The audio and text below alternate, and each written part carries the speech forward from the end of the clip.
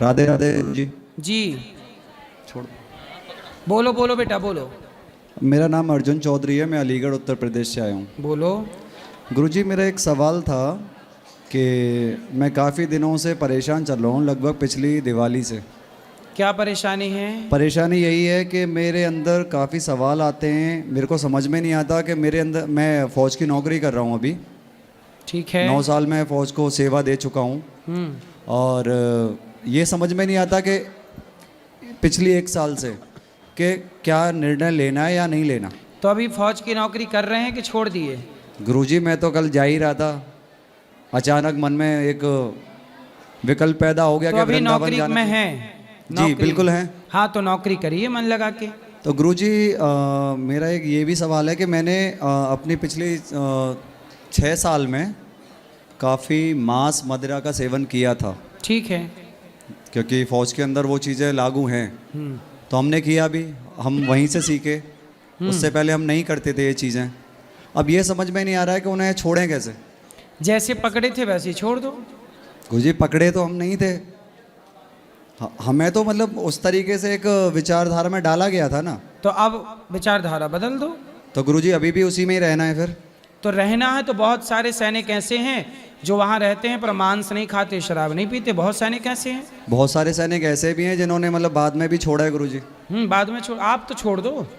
गुरुजी, मैं तो चाहता हूँ छोड़ना। हाँ इससे बस। तो सारी चीज़ें बदल रही हैं। हाँ छोड़ दो, सही है, विचार अच्छा है। विचार अच्छा है, मगर अब और भी चीज़ें मेरे दिमाग में पैदा हो रही हैं कि मैं नौकरी छोड़ के कुछ बिजनेस करूं या ये कुछ करूं। ये क्यों आ रहा है? पहले बिजनेस का सेटअप जमा लो। यदि बिजनेस कर पाओ, सफल हो पाओ, उसमें मन है तो पहले शुरुआत कर लो, फिर छोड़ना। पहले नौकरी छोड़ दोगे और बाद में बिजनेस भी नहीं हुआ तो दोनों तरह से चले जाओगे। नहीं, ये तो गुरुजी मुझे पता है। इसलिए पहले सेटअप जमा लो बिजनेस का। यदि सफल हो रहा है तो बाद में छोड़ देना। गुरुजी, एक और सवाल है हम्म, कि जैसे हम भक्ति करते हैं हम्म। तो हमें ईश्वर की जो लीलाएं हैं उनको ध्यान करके करना चाहिए या फिर ईश्वर का नाम जप कर भक्ति करनी चाहिए? 4 चीज़ें हैं, नाम रूप लीला धाम। चाहे नाम का आश्रय ले लो, नाम जप करो, चाहे रूप का ध्यान करो, चाहे लीलाओं का ध्यान करो और गुणगान करो, श्रवण करो या सुनाओ, और चाहे धाम। तो इनमें से कुछ भी आप कर रहे हैं वो सब सही है। और गुरुजी, जैसे 108 कंठमाला होती है वो, हम सभी आजकल तो इलेक्ट्रॉनिक्स हो गए हैं कि मतलब हमारे पास इतना समय नहीं है कि हम अपने उस माला को ऐसे कर सकते हैं। सही है। इलेक्ट्रॉनिक्स में हम आ गए हैं, आजकल अंगूठी भी आ गई है कुछ इस टाइप की। हाँ हाँ। तो मैं पर ये वो पूछना, सही नहीं है, माला ही सही है, माला ही जपना वही चाहिए। गुरुजी। तो एक चीज़ और मैं कह रहा हूँ कि ज़रूरी है कि हम भगवान का ही नाम जप करें। अगर इतनी बार 108 बार अपने माँ बाप का नाम ले लें तो वो बेकार है। नहीं नहीं, माँ बाप की सेवा करनी चाहिए, माँ बाप का ध्यान रखना चाहिए, पर नाम जब भगवान का ही करना चाहिए। क्यों गुरुजी? हमें जन्म किसने दिया? हमें तो माँ बाप ने जन्म दिया, तो वही हमारे भगवान अच्छा ये है। बताओ, माँ बाप ने जन्म दिया है आपको, आपकी आंखें आपको किसने दी? माँ बाप ने। तो आप किसी के बच्चा अंधा होता है तो उसके माँ बाप उसको आंखें क्यों नहीं लगा देते यदि माँ बाप ने दिए हैं तो? तो गुरुजी, भगवान भी कौन से उसकी आंखें लगा देते हैं? क्यों आपकी आंखें भगवान ने नहीं लगाई? नहीं, किसने लगाई हैं? माँ बाप ने लगाई हैं, उनसे मैं उत्पन्न पैदा हुआ हूँ। अच्छा, तो जब आप माँ के पेट में थे 9 महीने जी। तो पेट में ही तो आंखें लग गई थी आपकी। तो गुरुजी, जब आपके पेट, माँ के पेट में थे तब माँ के पेट में आपकी माँ आंखें, आपकी माँ की आंखों की फैक्ट्री है। नहीं, मेरी माँ की आंखों की फैक्ट्री क्यों होगी गुरुजी? तो फिर किसी का बच्चा अंधा क्यों होता है तो उसकी माँ क्यों नहीं लगा देती आंखें? तो यदि माँ गुरुजी, आंखें लगाती, यदि माँ आंखें लगाती तो जिस माँ का बेटा अंधा पैदा हुआ, माँ ने अपने बेटे को आंखें क्यों नहीं लगा दी, अंधा क्यों आने दिया? तो गुरुजी, आप महाभारत की भी जानते हो कि उसमें भी एक अंधे थे। ठीक है, तो उनको इसका वो मतलब ये हुआ, वो तो सतयुग में थे गुरुजी। सुनो, ध्रुव प्रहलाद जी का नाम जानते हो? जी बिल्कुल जानते हैं। प्रहलाद जी ने, उनके पिता हिरण्यकश्यपु भी, देखो माँ बाप का सम्मान भगवान की तरह करना चाहिए, इसमें कोई किंतु परंतु नहीं है। माँ बाप की सेवा भी करनी चाहिए, परंतु प्रहलाद जी ने, उनके पिता यही तो कहते थे, प्रहलाद तेरा भगवान मैं हूँ। पर प्रहलाद ने कहा नहीं पिताजी, आप मेरे पिता हैं, लेकिन भगवान वो है जिसने माता के पेट में 9 महीने मुझे मरने नहीं दिया वो भगवान है। जिसने मुझे देखने को आंखें दी, सुनने को कान दिए, चलने को पाँव दिया। यदि माँ ही पाँव लगाती ना बेटा तो कोई बेटा लंगड़ा क्यों होता? माँ थोड़ी चाहती है कि मेरा बेटा लंगड़ा हो, लेकिन फिर कोई है। गुरुजी आप अगर माँ नहीं चाहती है कि मेरा बेटा लंगड़ा हो या फिर अंधा हो या फिर अपाहिज हो कहीं से भी, ठीक है, तो फिर माँ के गर्भ से जो बच्चा पैदा होता है वो फिर लंगड़ा पैदा क्यों होता है? फिर उसकी आंखें अगर खराब हैं तो वो क्यों होती हैं? वो अपने कर्मों का हिसाब है। आपने किसी की आंखें फोड़ी होंगी, किसी को अंधा किया होगा कभी, इसलिए आपकी आंखें नहीं हैं। किसी को आपने पांव तोड़ के लंगड़ा किया होगा, इसलिए आपको अपाहिज होना पड़ा है। ये तो कर्म दंड है ना साहब, कर्म दंड भोगने पड़ते हैं। कर्म दंड तो ठीक है गुरुजी, जिसने जैसा किया उसे वैसा मिलता है। हाँ। जरूरी नहीं है कि ऊपर जाके मिले, यहीं मिल जाता हाँ है। यहाँ भी मिलता है, बिल्कुल सही, यहीं मिलता है, सही है। ऊपर तो कुछ है ही नहीं। है ऊपर भी सबको, ऐसा मत कहो कि ऊपर कुछ नहीं है, ऊपर भी है, यहाँ भी है। तो गुरुजी ऊपर है क्या, यही तो मैं पूछना चाहता हूँ ऊपर आपसे। चांद है, तारा है, नहीं आकाश गुरुजी है। ये तो है ही, हाँ। ये तो सबको दिखाई देते हैं। जो अदृश्य है वो क्या है? आदर्श, आपने अमेरिका देखा है? नहीं मैंने नहीं देखा। नहीं देखा है, तो क्या आप ये कहोगे कि अमेरिका नहीं है? बट मैं देख सकता हूँ ना उसे। हाँ, क्योंकि वो है। हाँ, कैसे देख सकते हो? मैं खुद जाके जाऊंगा, देखूंगा। हाँ, जब जाओगे तब ना देखोगे। तो गुरुजी ऐसे अब जब मतलब ऊपर जाओगे तब ना ऊपर का सिस्टम देखोगे, बिना गए कैसे देखोगे? तो गुरुजी एक चीज बताइए, जरूरी है कि अपने प्राण त्याग के ही ऊपर की चीजें देखी जाएं? भाई प्राण तो त्यागना, सुनो, प्राण तो त्यागना ही पड़ेगा, ये सत्य नहीं है। ये तो सत्य है। हाँ। जो इस जन्म लिया है वो मरेगा ही मरेगा। बिल्कुल बिल्कुल ठीक है, उसकी मृत्यु है।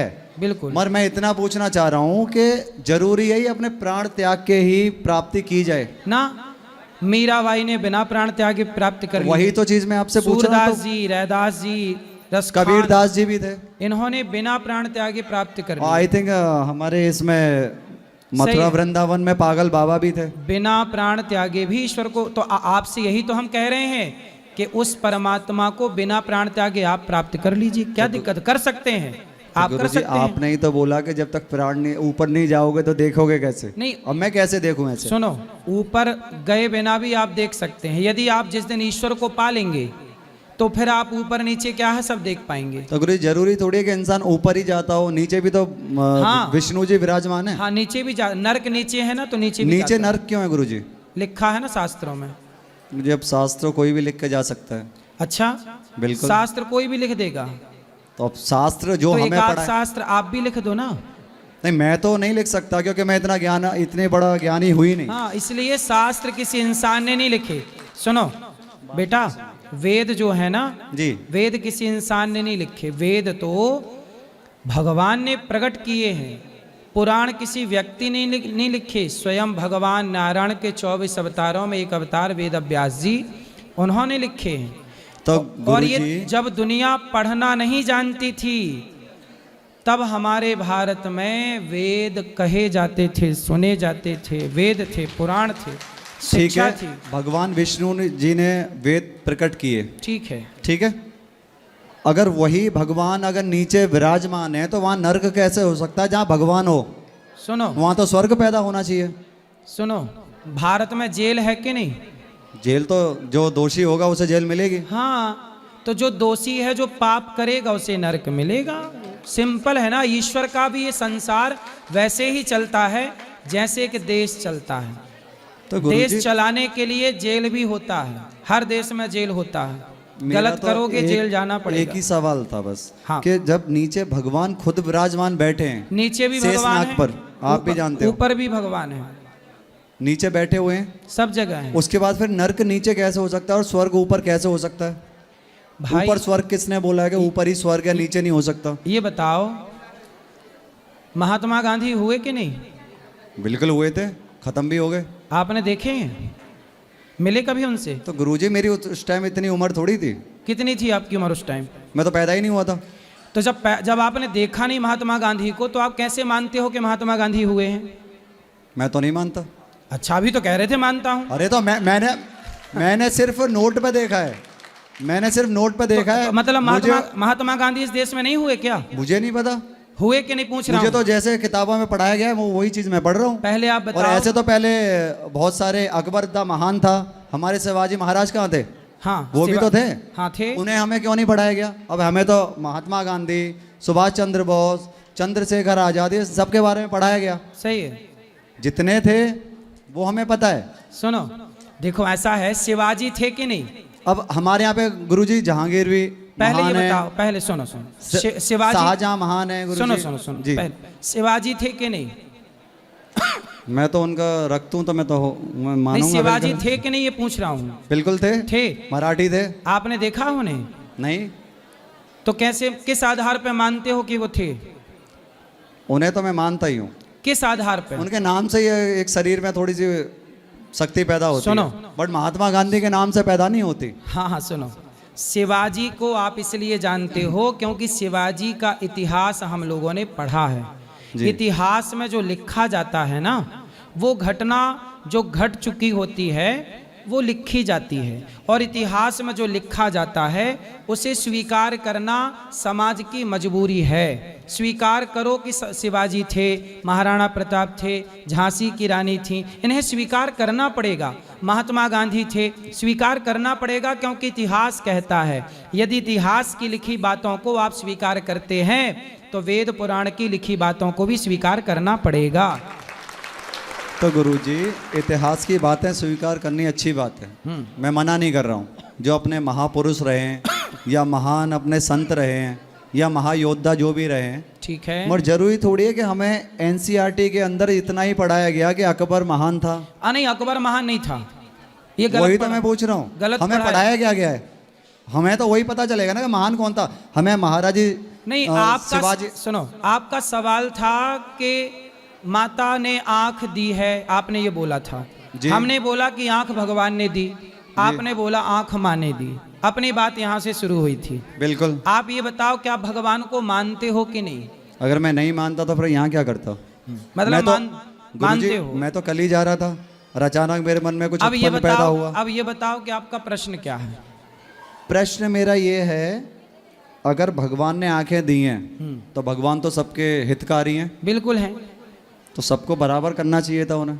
किसको सब? अच्छा ये बताओ, आप सैनिक हो तो सैनिक में सारे पद बराबर हैं? कर्नल तो गुरुजी, का पद, वो तो पद तो अलग चीज हो गई ना। अब हाँ, उसी अब आप भी हो। सुनो, इस देश में प्रधानमंत्री हैं जी, प्रधानमंत्री भी है और सरपंच भी है जी। क्या दोनों का स्वागत एक सा होता है?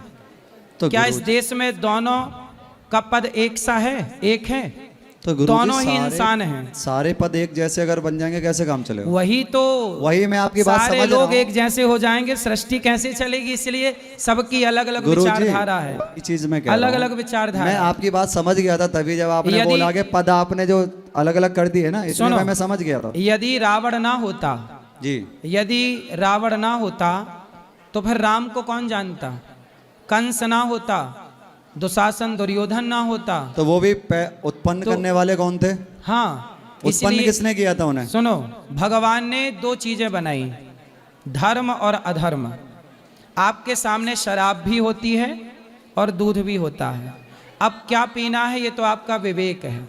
ईश्वर ने सब कुछ बनाया है, तो अच्छा गलत भी चीजें ही क्यों बनाई गुरुजी? गलत चीजें भी तो बनाई है उन्होंने ही। अच्छा ये बताओ, उनके लिए वो भगवान ने गलत क्या बनाया? बताओ क्या गलत बनाया? आपने ही बोला अभी कि भगवान ने शराब भी बनाई है, मदिरा। नहीं, शराब भगवान ने कहाँ बनाई? हमने तो उदाहरण दिया कि शराब भी आपके सामने है और दूध भी आपके सामने है। क्या पीना है आपका निर्णय है। वो निर्णय दूध सबके ऊपर निर्भर करता है कि वो निर्णय क्या, जो जिसका जैसा मन करेगा वो वैसा लेगा। हाँ। पर मैं ये कह रहा हूँ कि जो उत्पन्न हुआ है चीजें, ठीक है, वो भी तो यहीं से हुई हैं। कहाँ से?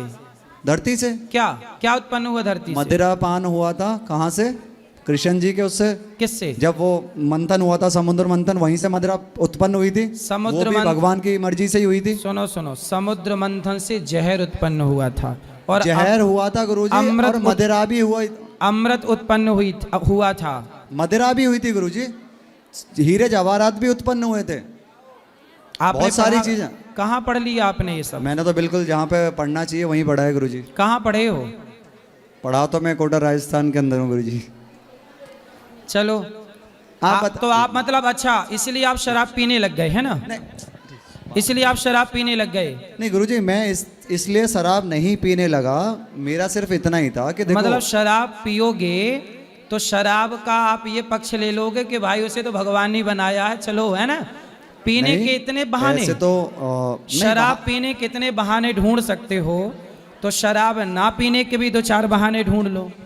तो गुरुजी एक चीज़ बताइए कि चलो मैं अपनी गलती मानता हूँ कि मैंने शराब पी, गलत बात है, मगर आप एक चीज़ ये और बताइए कि ऐसे तो महादेव को भी काफ़ी चीज़ों में ऐसे दिखाया जाता है कि जैसे कि वो चिलम पी रहे हैं, तो फिर क्या गलत। वो संदेश है? भगवान शंकर कभी चिलम नहीं पीते। छोड़ तो दो। कहाँ आपने कहीं पढ़ा है?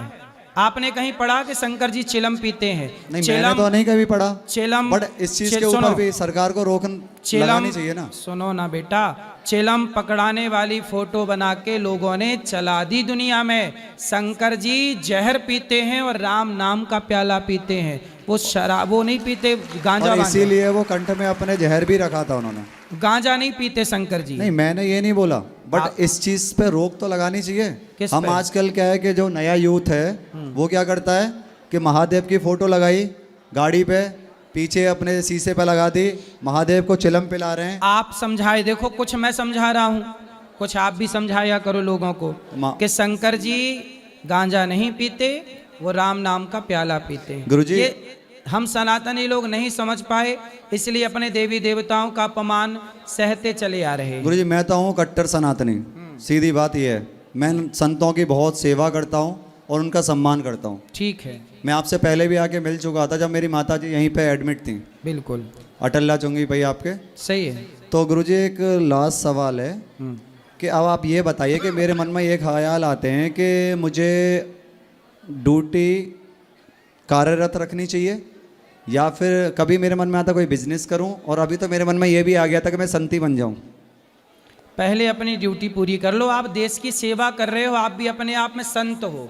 जो सैनिक हैं हमारे देश के, जो देश के लिए लड़ते हैं, मर जाते हैं, वो किसी साधु से कम है क्या? किसी संत से कम है क्या? राष्ट्र की सेवा से बड़ी क्या सेवा है ये बताइए। नहीं गुरुजी, राष्ट्र की सेवा तो हम दे ही रहे हैं, सबसे बड़ी मगर हमारा मन ये भी है कि हमारी जो जनता है उसकी भी सेवा थोड़ी करें, और उससे ज्यादा आप ही तो कर रहे हैं जनता की सेवा। सैनिक जब सरहद पर खड़ा है तभी ना जनता सुरक्षित है, इसलिए जनता की सबसे बड़ी सेवा तो सैनिक ही कर रहे हैं। गुरुजी ये बात तो सही है, मगर मैं ये चाहता हूँ कि आप मुझे कुछ बताइए ऐसा कि मतलब जो मेरा मन विचलित हो रहा है, 15 मिनट से आपको ही तो बता रहे हैं हम सब। विचलित जो हो रहा है उस चीज को कैसे संभाला जाए? भगवान का नाम जपो, श्रीमन्नारायण कथा सुनो, नाम जपो, बोलो श्रीमन्नारायण, श्रीमन नारायण। इसी का जाप करो। राधे राधे गुरुजी। राधे राधे।